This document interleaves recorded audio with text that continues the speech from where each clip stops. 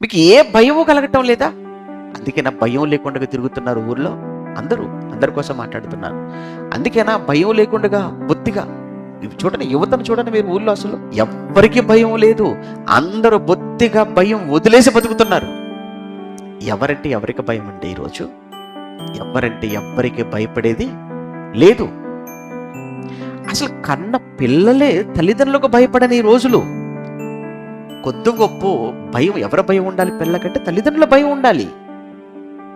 కారణం, మోసినవారు, కన్నవారు, పెంచినవారు, పెద్ద చేసినవారు.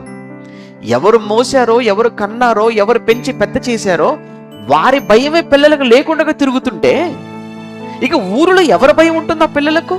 ఎలాంటి భయంకరమైన సమాజంలో మనం బ్రతుకుతున్నామో చెప్పడానికి కొన్ని జ్ఞాపకం చేస్తున్నాడు. మీకు తెలియదేం కాదు ఇలాంటివన్నీ.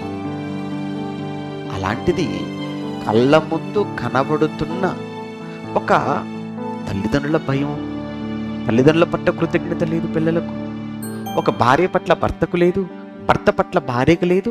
అలాంటిది కనిపించని ఎక్కడో ఉన్న దేవుణ్ణి జ్ఞాపకం చేసుకొని దేవుడు పట్ల కృతజ్ఞత కలిగి మనిషి బ్రతకటం ఇప్పుడున్న ఈ రోజుల్లో సాధ్యమయ్యే పనేనా? మీకే తెలియాలి.